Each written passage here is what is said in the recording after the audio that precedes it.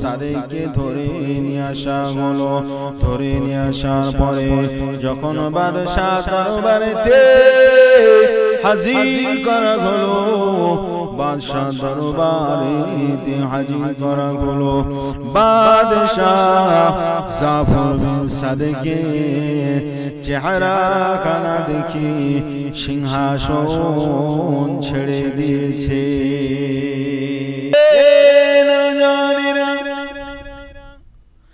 সেই সময় দেখতে পাওয়া গেল মনসুরের মনে একটা ক্ষোভ জন্মেছে। এই ক্ষোভের কারণে মনসুর তাকে জীবনের মতো শহীদ করে দেবে। বাদশাহ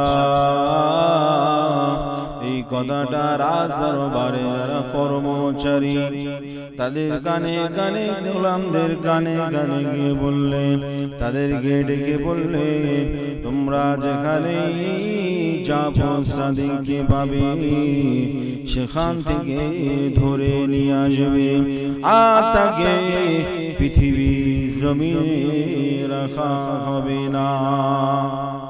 রাজদরবারের লোকেরা বলতে লাগলো, হুজুর জাফানা, আপনি কেন তাকে মারবেন? সে তো খুব নিরীহ ঠান্ডা সাদা সিধা মানুষ, আপনার মারার কোনো দরকার নাই। ও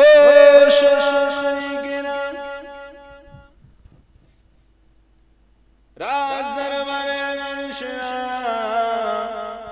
মনসুর বাদশাকে যে যার মতো করে বোঝাতে লেগেছে।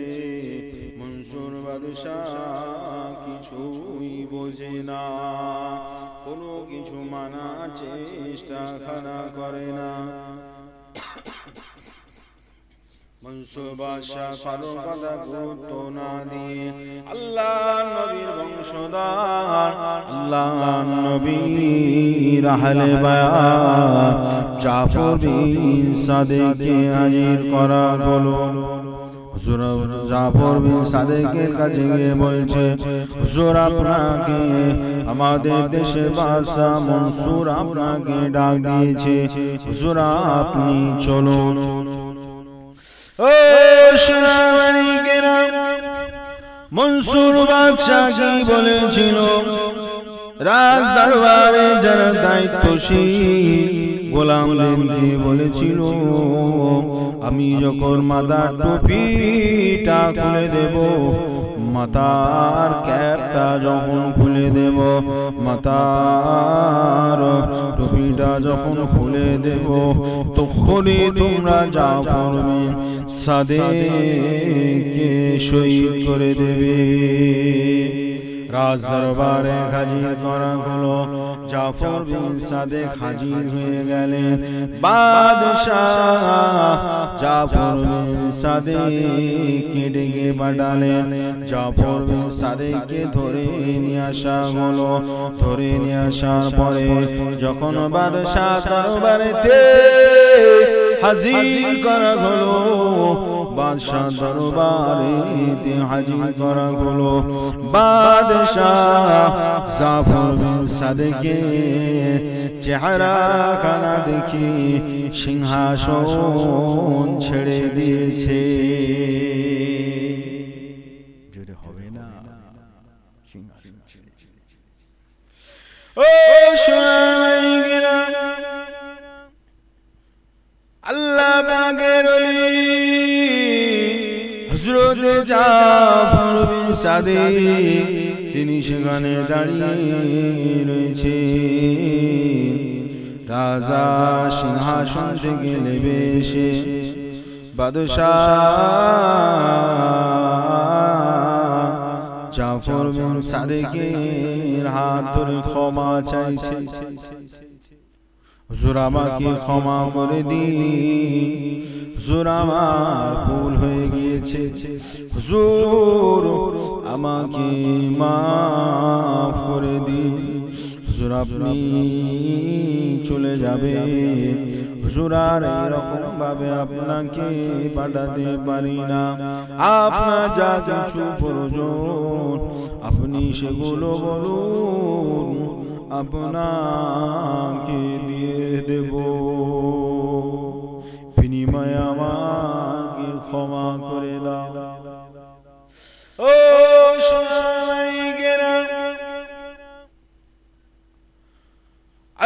পাকের ওলি হযরত ইমাম জাফর বিন সাদিক রহমাতুল্লাহ আলাইহি সেই সময় বাদশাকে বলেছিলেন, বাদশাহ আমার কোনো জিনিসের প্রয়োজন নাই, তবে তোমাকে একটা কথা বলি, আমার ইবাদতে কোনোদিন বিঘ্ন ঘটাবে না। ও সুনানিকেরা, আল্লাহর ওলিরা দরবার ছেড়ে চলে গেলেন।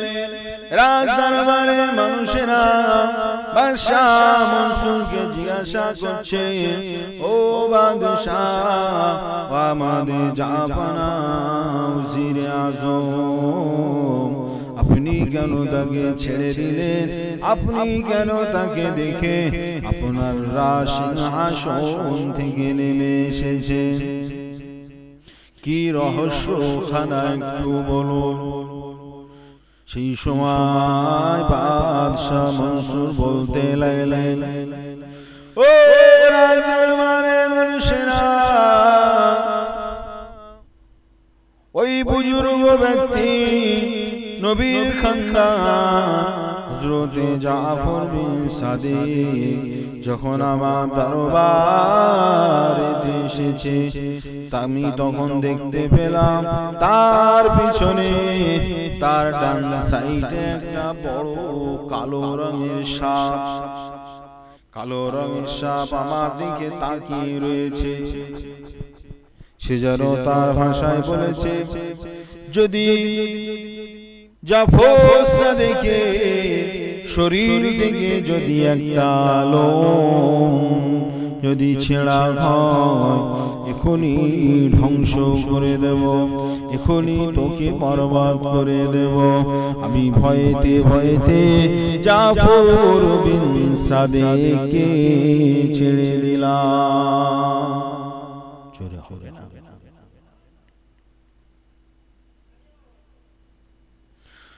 ও